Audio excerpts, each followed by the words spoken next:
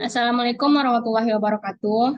Perkenalkan, kami dari kelompok 2 akan menjelaskan materi mengenai penilaian saham yang beranggotakan pertama, saya sendiri, Salsabila Tirahmi, kedua ada Widya Sapitri, yang ketiga ada Yesi Dwi Arianti, dan Jesse Estelani Mofu. Baiklah, materi pertama tentang nilai intrinsik dan nilai pasar yang akan saya jelaskan. Dalam penilaian saham dikenal ada 3 jenis nilai. Yang pertama ada nilai buku, nilai pasar, dan nilai intrinsik saham. Nilai buku adalah nilai yang dihitung berdasarkan pembukuan perusahaan penerbit saham atau emiten. Yang kedua ada nilai pasar. Nilai pasar adalah nilai saham di pasar yang ditunjukkan oleh harga saham tersebut di pasar. Yang ketiga ada nilai intrinsik atau dikenal dengan nilai teoritis, adalah nilai saham yang sebenarnya atau seharusnya terjadi. Sebagai contoh, tabel tersebut akan memperlihatkan nilai nominal, nilai buku, dan nilai pasar saham biasa dari 5 perusahaan selama tahun 2001 sampai tahun 2003.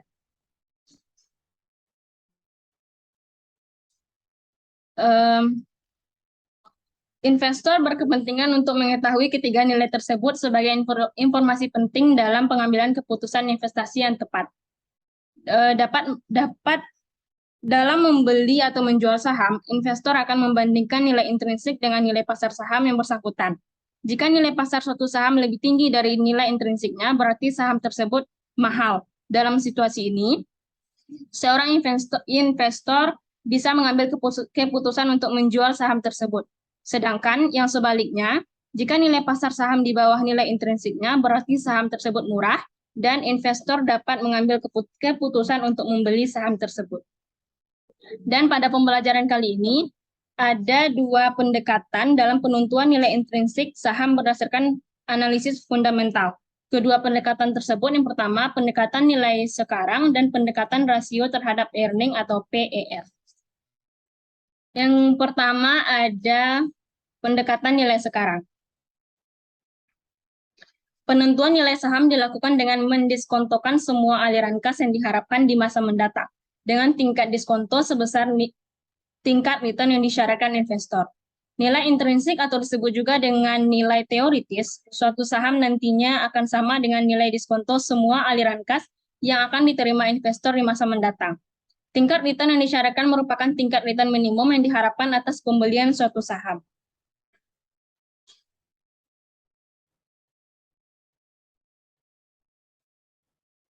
Nilai suatu saham tergantung dari aliran kas yang diharapkan investor di masa mendatang. Dengan demikian, proses penilaian suatu saham akan meliputi yang pertama, estimasi aliran kas saham di masa mendatang. Hal ini dilakukan dengan menentukan jumlah dan waktu aliran kas yang diharapkan. Yang kedua, ada estimasi tingkat return yang disyaratkan.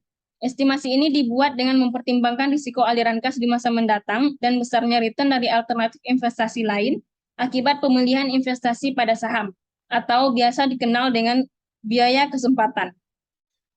Tingkat return harapan dari setiap aliran kas bisa bersifat konstan sepanjang waktu atau berubah-ubah. Dan yang ketiga ada mendiskontokan setiap aliran kas dengan tingkat diskonto sebesar tingkat return yang disyaratkan. Dan yang terakhir, ada nilai sekarang setiap aliran kas tersebut dijumlahkan sehingga diperoleh nilai intrinsik saham bersangkutan. Proses tersebut bisa ditunjukkan dalam gambaran proses dan dalam rumus sebagai berikut, di mana VO yaitu nilai sekarang dari suatu saham, CFT yaitu aliran kas yang diharapkan pada periode T, KT yaitu return yang disyaratkan pada periode T, dan N yaitu jumlah periode aliran kas. Baiklah, materi selanjutnya akan dijelaskan oleh Widya Sapitri. Kepada Widya dipersilakan.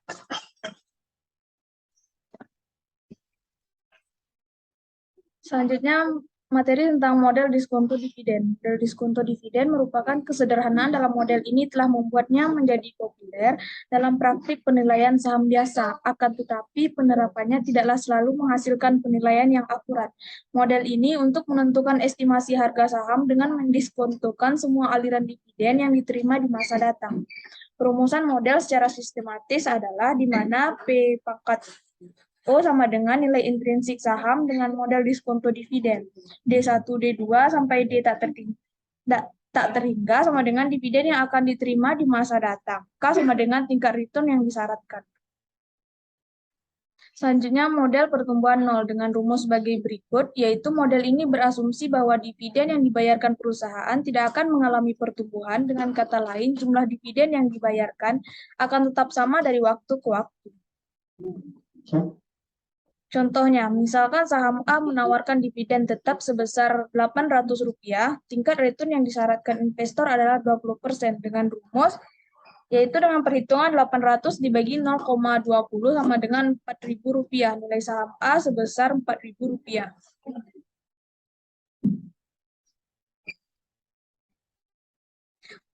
Selanjutnya, model pertumbuhan konstan. Model ini dipakai untuk menentukan nilai saham jika dividen yang akan dibayarkan mengalami pertumbuhan secara konstan selama waktu tak terbatas, di mana GT tambah 1 sama dengan GT untuk semua waktu T.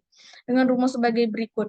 Yaitu persamaan model pertumbuhan konstan ini bisa dituliskan sebagai berikut, yaitu P0 sama dengan D1 per K kurang G. Dengan contoh soal, misalkan PT Omega membayarkan dividen Rp1.000 per tahun. Pertumbuhan dividen direncanakan sebesar 5% per tahun. Tingkat return yang disyaratkan investor sebesar 15% dan harga saham PT Omega saat ini adalah Rp10.000. Dengan perhitungan sebagai berikut, 1000 dikali 1 tambah 0,05 dibagi 0,15 dikurang 0,05 sama dengan 1050 dibagi 0,10 sama dengan Rp10.500.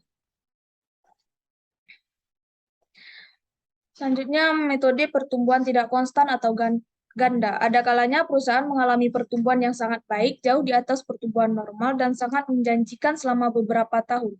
Tetapi lambat laun menurun terus. Misalnya, suatu perusahaan yang mengalami pertumbuhan fantastis selama 5 tahun, mungkin bisa membayarkan tingkat dividen dengan pertumbuhan 20% per tahun selama 5 tahun. Dan setelah itu hanya akan membayarkan dividen dengan tingkat pertumbuhan hanya 10% per tahun atau sampai tahun-tahun berikutnya. Proses untuk menghitung nilai saham dengan menggunakan model pertumbuhan dividen tidak konstan dapat dilakukan dengan rumus sebagai berikut.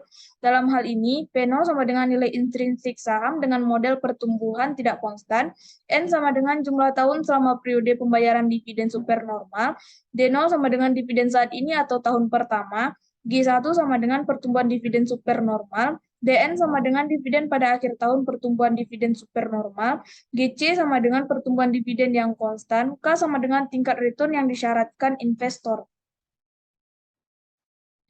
Selanjutnya, metode ganda dengan contoh soal, misalkan data saham PT SGPC adalah sebagai berikut. N sama dengan 3 tahun, D0 sama dengan Rp1.000, G sama dengan 10%, K sama dengan 15%, G1 sama dengan 20% per tahun selama 3 tahun pertama. Carilah nilai intrinsik saham. Bisa dilihat pada penjelasan berikut dengan hasil akhir, yaitu Rp28.264,66.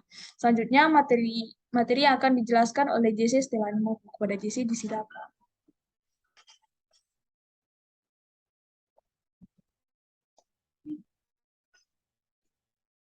Baiklah, selanjutnya saya akan menjelaskan mengenai menentukan return yang diisyaratkan. Tingkat return yang diisyaratkan atau K itu digunakan sebagai tingkat diskonto dalam model diskonto dividen. Jadi tingkat return yang diisyaratkan ini merupakan tingkat return minimal yang diharapkan investor sebagai kompensasi atas risiko untuk bersedia berinvestasi.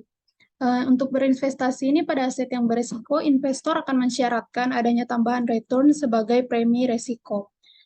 Untuk menghitung K atau tingkat return yang disyaratkan ini sama dengan tingkat return bebas risiko ditambah dengan premi risiko. Selanjutnya sebagai contoh pada tahun 2003 tingkat bunga 3 bulan SBI adalah sekitar 8,15%. Sedangkan tingkat bunga per tahun untuk deposito di Bank BUMN sekitar 10%. Anggap tingkat return bebas risiko yang dipilih adalah 10%. Selanjutnya, anggap investor menentukan 3% sebagai premi risiko untuk berinvestasi pada saham telekomunikasi Indonesia. Dengan demikian, tingkat return yang disyaratkan investor untuk saham telekomunikasi Indonesia adalah K sama dengan 10% ditambah dengan 3% sama dengan 13%.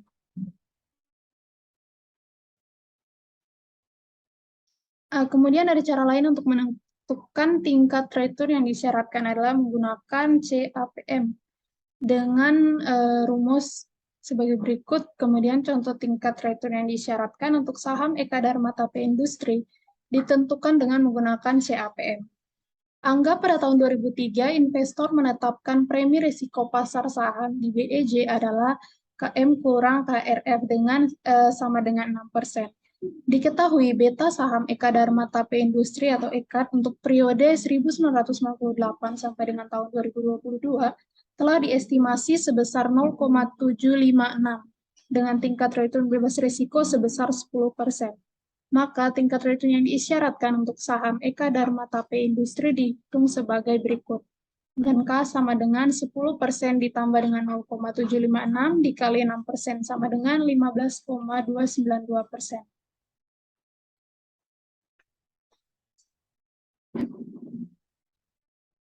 Tingkat pertumbuhan di masa mendatang tidaklah selalu mudah diprediksi. Analisis sekuritas dan investor memang tidak dapat dengan mudahnya menggunakan tingkat pertumbuhan saat ini atau masa lalu untuk memprediksi tingkat pertumbuhan masa mendatang. Namun dengan mengetahui tingkat pertumbuhan di masa lalu dan saat ini, baik tingkat pertumbuhan perusahaan, industri, atau perekonomian, analisis sekuritas dan investor akan mempunyai kemudahan dalam memprediksi tingkat pertumbuhan masa mendatang. Salah satu cara untuk mengestimasi tingkat pertumbuhan dividen adalah menggunakan laba perusahaan.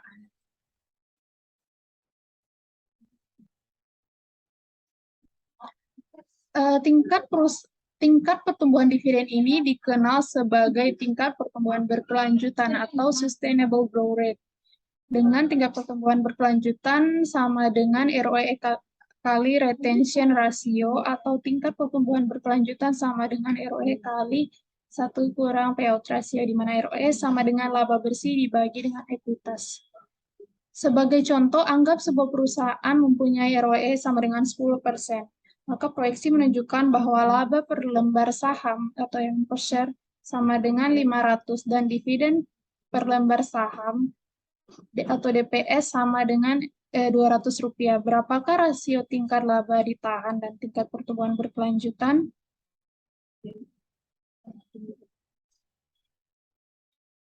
Dividen payout perusahaan adalah Rp200 dibagi dengan 500 sama dengan 0,4 atau 40%. Maka rasio laba ditahan adalah 1 kurang 0,40 sama dengan 0,60 atau 60%. Dengan demikian, tingkat pertumbuhan berkelanjutan adalah 10% dikali dengan 60% sama dengan 0,40 dikali 60% sama dengan 24%.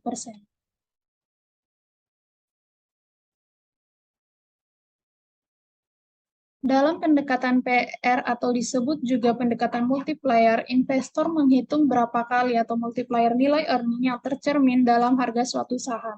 Di mana rumus untuk menghitung PR sama dengan PR harga saham per earning per lembar saham. Kemudian rumus lainnya untuk menghitung PR suatu saham bisnis bisa diturunkan dari rumus yang dipakai dalam model diskonto dividen, yaitu PO bagi E1 sama dengan D1 dibagi E1 dibagi K kurang G. Baiklah, untuk pembahasan selanjutnya akan dibahas oleh teman saya, Yesi Dwi Arianti. Kepada Yesi dipersilahkan.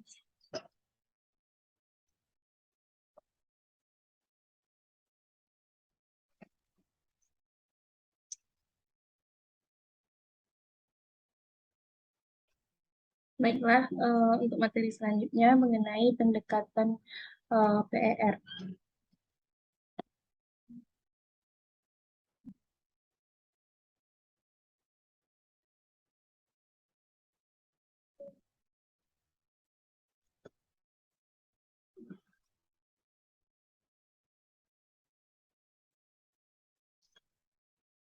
Nah, untuk contohnya misalnya harga saham DX saat ini adalah 10.000 per lembar. Dan tahun ini perusahaan memperoleh earning sebesar 900 juta rupiah. Jumlah saham berdasarkan beredar saat ini adalah 900.000 lembar saham. Nah, dari data tersebut kita bisa menghitung PER dengan cara sebagai berikut. Menghitung earning per lembar saham DX. Nah, earning per lembarnya sama dengan earning perusahaan per jumlah saham beredar, sama dengan 1.000 per lembar saham. Menghitung PER dengan menggunakan rumus PER sama dengan 10.000 per 1.000, sama dengan 10 kali. Jadi, PER saham DX adalah 10 kali. Artinya, untuk memperoleh Rp1 dari earning perusahaan DX, investor harus membayar Rp10. Contohnya, seorang investor membeli saham DPS. Misalkan perusahaan DPS tersebut hanya akan menghasilkan 80%. Jadi, D1 per E1 sama dengan 0,8 dari earning yang harus diperoleh. Bagi investor dalam bentuk dividen, pertumbuhan dividen sebesar 5% dan tingkat return yang disyaratkan investor adalah 15%. Dari data tersebut, kita bisa menghitung PER sebagai berikut, yaitu P per E, yaitu 8 kali. Nah, selanjutnya terkait rasio harga atau nilai buku. Hubungan antara harga pasar dan nilai buku per lembar saham dapat dipakai untuk menentukan nilai saham. Nah, rasio harga terhadap nilai buku banyak digunakan untuk menilai saham-saham sektor perbankan. Hasil penelitian menemukan bahwa saham-saham yang memiliki rasio harga atau nilai buku yang rendah akan menghasilkan return yang secara signifikan lebih tinggi dibandingkan saham-saham yang memiliki rasio harga atau nilai buku yang tinggi. Rasio harga atau aliran kas. Pendekatan ini mendasarkan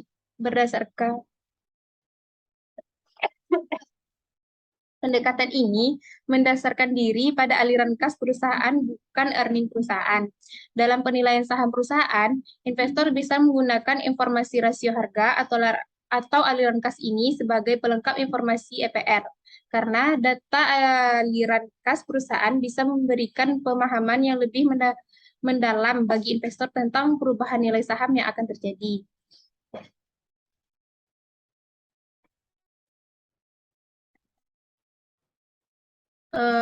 Selanjutnya, economic value.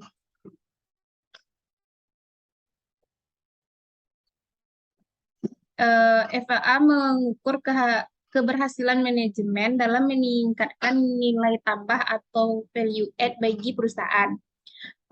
FAA dihitung dengan mengurangkan keuntungan operasi dengan biaya modal perusahaan, baik untuk biaya hutang atau cost of debt maupun modal sendiri, cost of equity.